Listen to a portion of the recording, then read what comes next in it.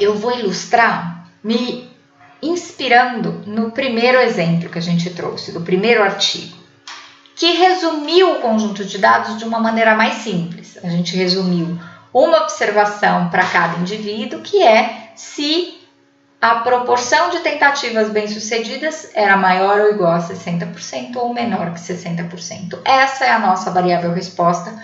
Por indivíduo, ela vai ser 0 ou 1. Né? E vamos simplificar também, por questões didáticas, nós estamos numa aula introdutória, ao invés de eu trabalhar com todas as doses presentes no estudo, eu vou trabalhar com uma só, com essa dose otimizada, e também ao invés de eu trabalhar com 2 grupos para comparar sildenafil com placebo, eu vou trabalhar com um só o sildenafil. E vou me concentrar no sildenafil. Para essa dose otimizada, dos 379 pacientes, eu tenho que 183 tiveram pelo menos 60% das relações bem-sucedidas, o que representa 48% aproximadamente da nossa amostra. Então, vamos começar a definir o teste de hipóteses com base nessa variável que eu escolhi e com base na minha pergunta, que é se o sildenafil é eficaz. Lembra que eu não vou comparar ele com placebo por questões didáticas de início desse tema que nós estamos discutindo. Então, qual é a minha pergunta de interesse? Vai ser responder se o sildenafil é eficaz ou não. Então, todo teste de hipóteses tem 2 hipóteses. Uma que a gente chama de hipótese nula, que a gente denota por H0, e outra que a gente chama de hipótese alternativa, que a gente denota por HA ou por H1. Bom, vamos associar essa H0 e essa HA a 2 possíveis situações, que tem que ser complementares. Então, uma delas eu vou falar, sildenafil é eficaz. Essa é a correspondência. E a outra é o contrário, sildenafil não é eficaz. Vamos chegar nessa variável a partir dos dados que eu observei. O que eu observei?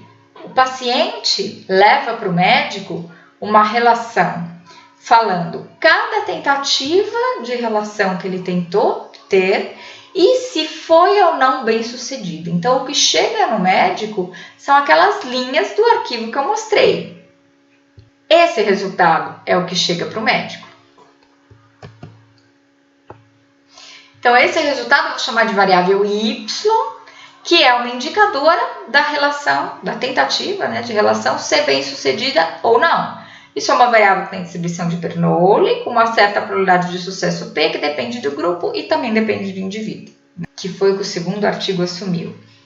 Bom, a partir desse conjunto de zeros e uns de cada indivíduo, eu vou calcular uma frequência relativa de tentativa bem-sucedida para cada indivíduo I de cada grupo G, placebo ou sildenafil. É o número de tentativas bem-sucedidas sobre o número de tentativas que aquele indivíduo teve.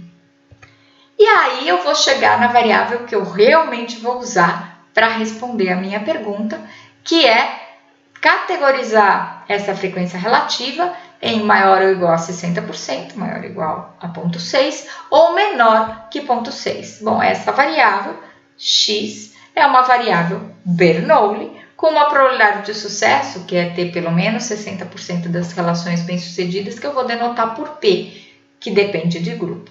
Repara que esse P é diferente do primeiro que a gente definiu aqui para a variável Y, não é o mesmo, é outro P. Tá? E aqui, como eu tenho uma observação por indivíduo, eu vou considerar independência. Então, vamos traduzir isso para a linguagem estatística. Eu vou representar esta variável como a minha resposta, que eu estou observando, com distribuição de Bernoulli e vou ignorar 2 grupos. Eu vou fazer um grupo só, então eu vou eliminar esse subscrito G para diferenciar entre sildenafil e placebo, porque eu vou ficar só com o sildenafil. Então, traduzindo sildenafil é eficaz, que é o que está na minha H0, para a linguagem estatística, isso eu tenho que definir, ou o médico que está fazendo o estudo tem que definir, significa essa probabilidade de ter pelo menos 60% das tentativas bem-sucedidas, que eu estou denotando por P, igual a meio. E a hipótese alternativa, que é sildenafil não é eficaz, significa que esse P é menor do que meio.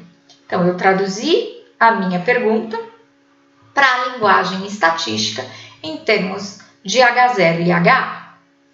A minha amostra, considerando só a dose otimizada e o grupo sildenafil, eu tive uma proporção de sucesso aí de 0,48, 48%.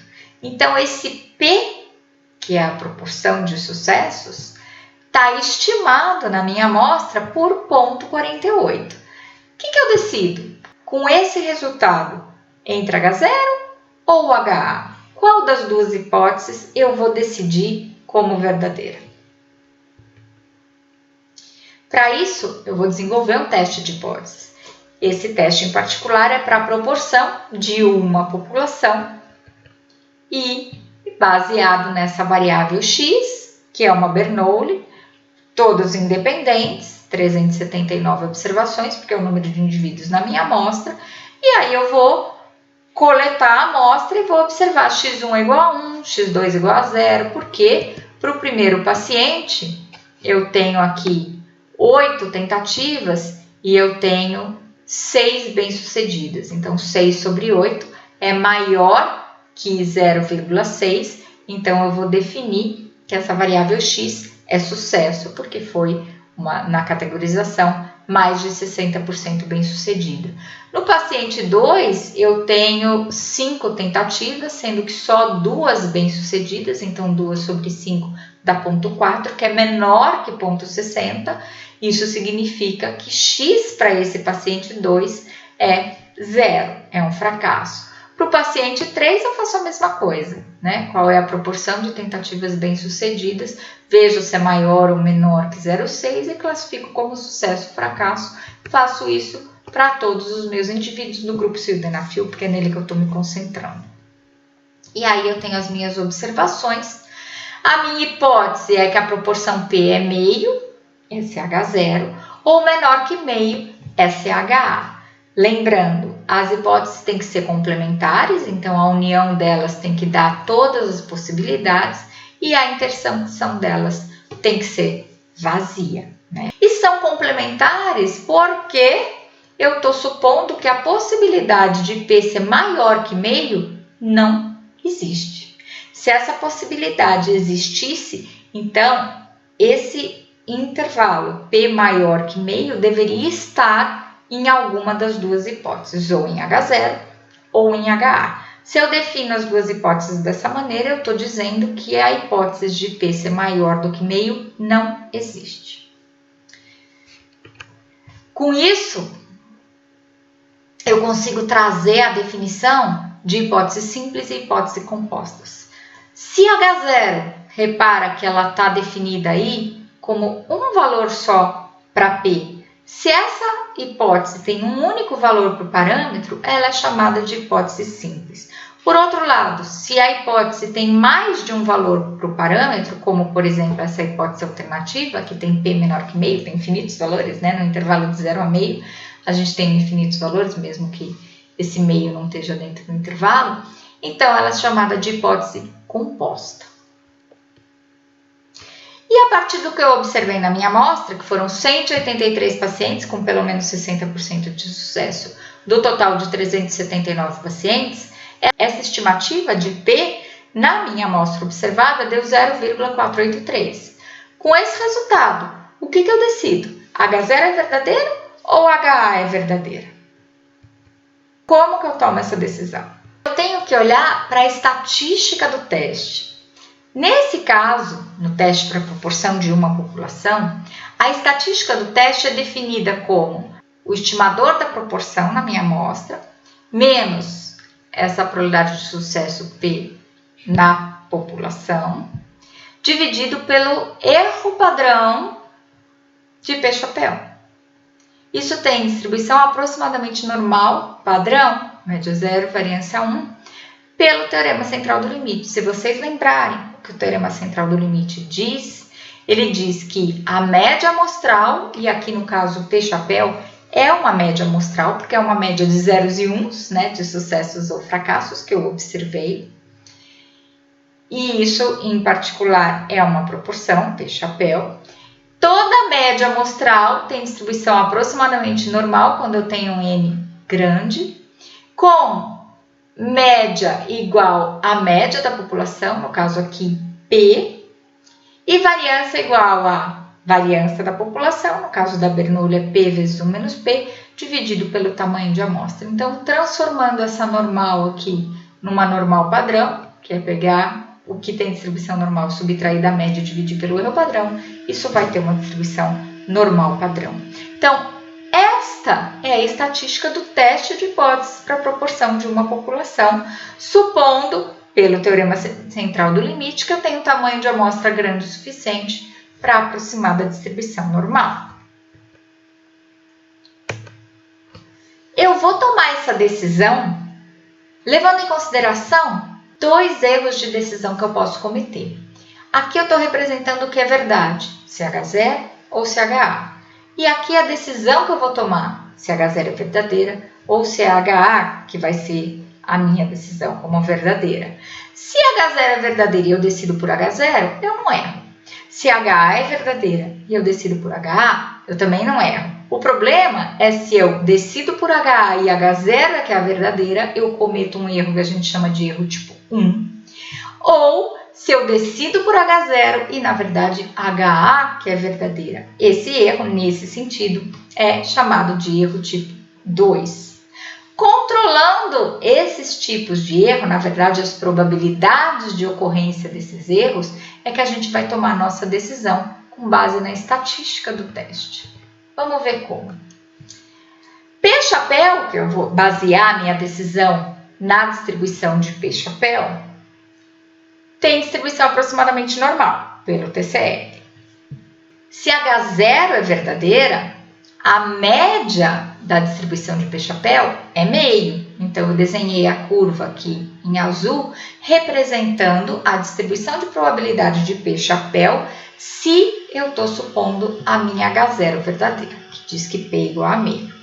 Bom, então eu vou decidir escolhendo um ponto de corte, que eu estou representando aí pela essa reta vertical em vermelho, de tal forma que se o meu P-chapéu que eu observei na minha amostra for acima desse ponto de corte, eu vou dizer que é mais plausível que a média do P-chapéu, que é o P, seja meio, ou seja, H0 verdadeiro. Então, eu vou decidir por H0.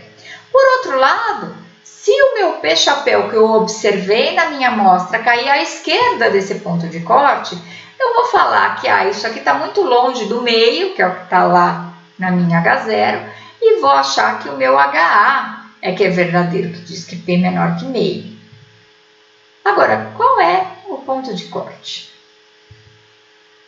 Eu vou escolher esse ponto de corte dependendo das probabilidades dos erros tipo 1 e 2.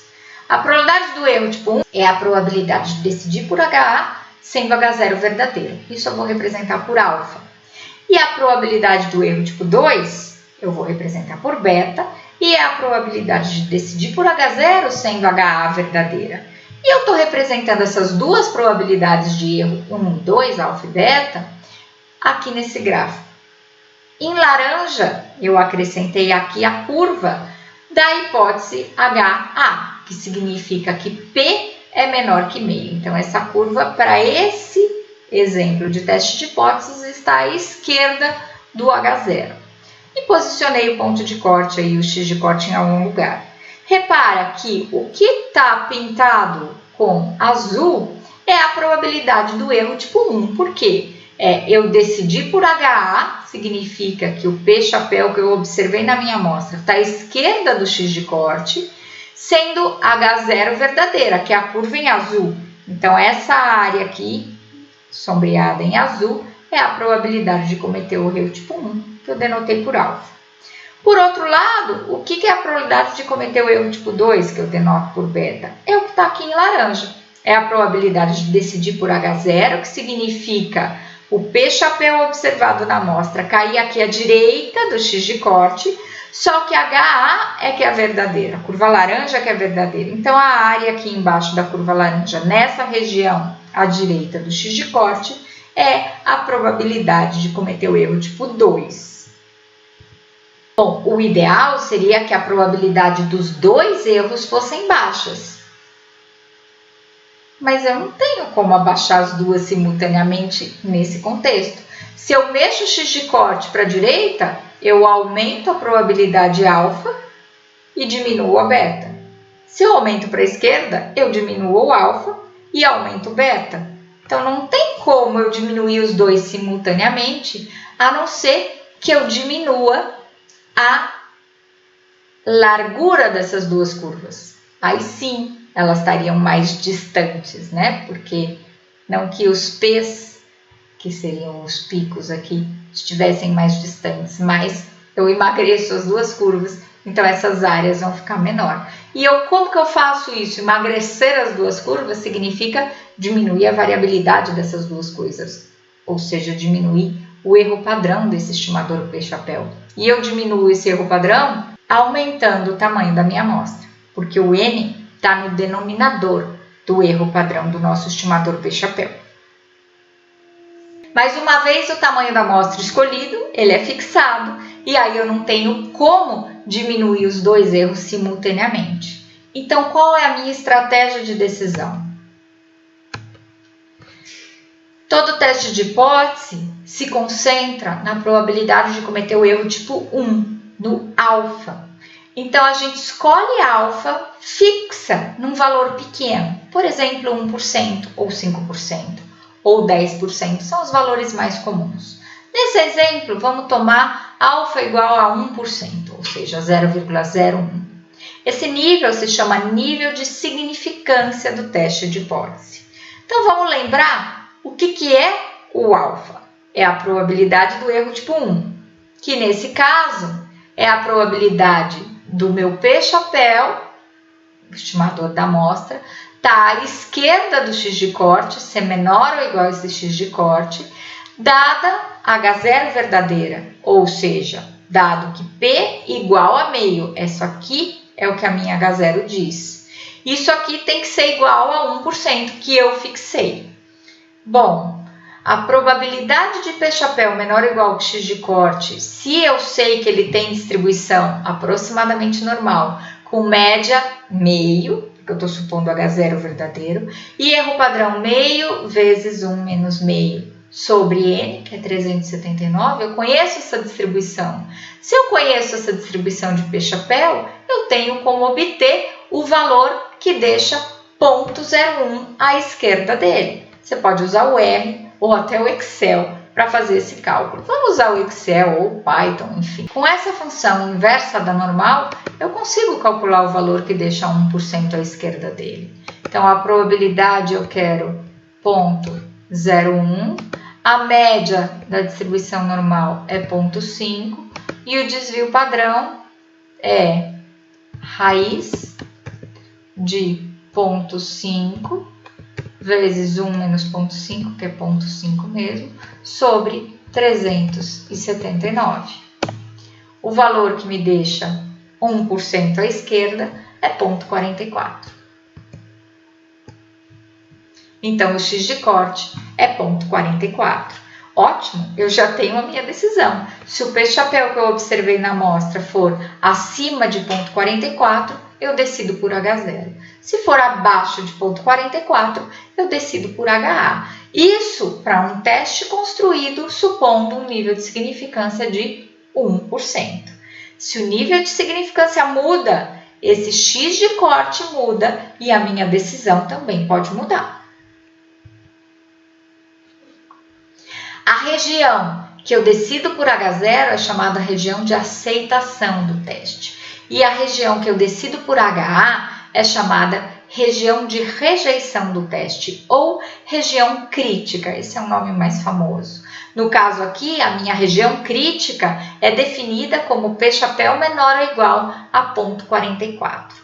Ou, se eu quiser colocar a minha região crítica escrita como o que é a estatística do teste, que na verdade é quase o P-chapéu, se a gente olhar aqui atrás, eu defini a estatística do teste como a distribuição do P-chapéu transformada, né? na sua normal padrão. Então, essa estatística, o P-chapéu menos o P, que eu estou supondo H0 verdadeiro, que é 0,5, sobre o erro padrão de P-chapéu, também pode me ajudar a definir a região crítica de outra maneira.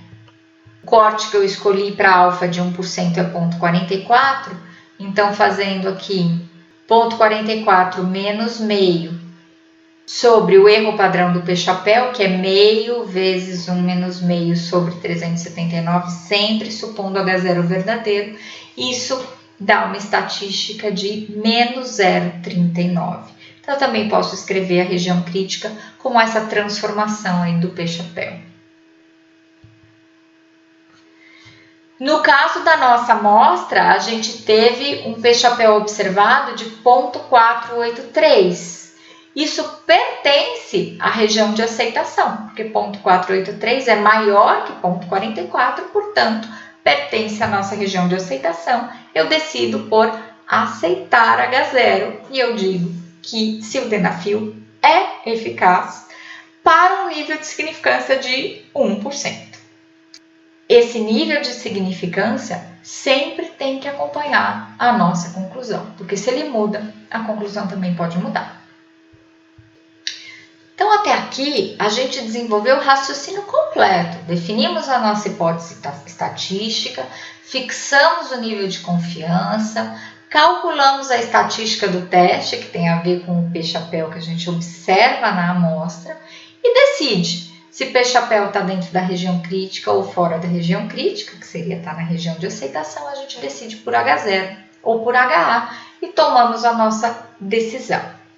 Porém, hoje em dia, é mais comum a gente tomar a decisão usando o nível descritivo do teste, ou o p-valor.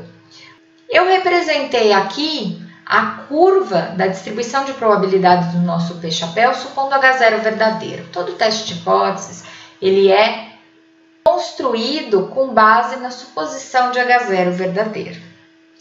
Então, eu tenho o alfa, que eu decidi fixar em 1%, por exemplo. Lembra que se alfa é 1%, a gente acabou de calcular que o valor que deixa 1% à esquerda é 0,44. Nota que eu estou falando deixa 1% à esquerda, porque o meu HA está aqui do lado esquerdo da hipótese H0. Eu poderia ter o HA do lado direito, ou até em ambos os lados. Depois a gente vê exemplos onde isso acontece, tá? Mas por enquanto vamos nos preocupar com as definições. No caso, HA está à esquerda, então o meu alfa também está aqui na cauda da esquerda do H0. É 0,44 para alfa de 1%. O p-valor é a área também à esquerda, está no mesmo sentido do alfa, que está à esquerda do valor que eu observei de P-chapéu na minha amostra. O valor que eu observei na minha amostra foi 0,483, que é o que está posicionado aqui nessa reta em verde. Então, a área à esquerda de 0,483 é o p-valor nesse exemplo. Eu consigo calcular a área à esquerda de 0,483 por Excel, por exemplo. Eu consigo inserir a função. O valor que eu observei na amostra foi 0,483. A média, supondo H0 verdadeira, todo teste de hipóteses é feito supondo H0 verdadeira e a gente usa isso como base para decidir. Então, o P é 0,5, que é a média. O desvio padrão é a raiz de P vezes 1 menos P sobre N. E verdadeiro, porque eu quero o valor acumulado até esse 0,483. Então, o p-valor deu 0,254. Então, é a probabilidade de o P-chapéu, que é o estimador que eu estou baseando toda a minha decisão, ser menor ou igual ao observado, supondo H0 verdadeiro. Então, isso deu 0,254. Bom, o p-valor, nível descritivo, é como se fosse uma estimativa da probabilidade do erro tipo 1 alfa com base na amostra que eu observei. Então, eu comparo o nível descritivo com o valor fixado para minha probabilidade de erro tipo 1, que é o alfa, para decidir se eu rejeito H0 ou não. Se o nível descritivo é maior que o alfa, o que significa isso? Que eu estaria cometendo o erro tipo 1 com uma probabilidade maior do que a que eu fixei, ou seja, com uma probabilidade maior do que 1%, eu estaria cometendo o meu erro tipo 1. Então, eu não quero cometer esse erro com essa probabilidade tão grande. Então, se o p-valor for maior do que o nível de significância que eu estipulei aí para minha probabilidade de erro tipo 1, eu não vou querer cometer esse erro, não vou querer arriscar cometer esse erro com uma probabilidade tão alta. Então, eu vou decidir por H0, eu não vou decidir por HA. Lembra que erro tipo 1 é a probabilidade de decidir por HA sendo H0 verdadeiro. Se eu não quero cometer esse erro, eu tenho que decidir por H0 e não por HA. Por outro lado, se o meu p-valor for menor do que o alfa, então eu posso arriscar cometer esse erro, porque a minha probabilidade de cometer esse erro, dada a minha amostra observada, seria pequena, menor do que a que eu tinha fixado, no 1%. Então, aí eu arrisco cometer esse erro e, portanto, eu decido por HA. Essa é a lógica da decisão usando o nível descritivo, que é o p-valor. Isso é mais usado ultimamente do que a região crítica, porque com o p-valor, que é uma probabilidade, você tem uma noção maior se você está mais perto da decisão contrária ou não. O p-valor está entre 0 e 1, por ser uma probabilidade. Quando eu comparo ele com alfa, que também está entre 0 e 1, eu tenho uma noção melhor do quão perto da outra decisão eu estou. E isso, intuitivamente, é mais adequado e mais consciente essa tomada de decisão. Antigamente isso não era tão fácil porque a gente não tinha uma facilidade tão grande para calcular esse p-valor. A gente viu que a gente usou o Excel para fazer esse cálculo. Não era tão fácil a gente fazer isso antigamente, porque a gente não tinha computador nem calculadoras assim com tanta facilidade. Mas hoje em dia a gente tem isso com muita facilidade. Então o nível descritivo, que traz uma noção melhor, né, da dimensão, da proximidade da nossa decisão com a decisão oposta, então hoje ele é mais utilizado.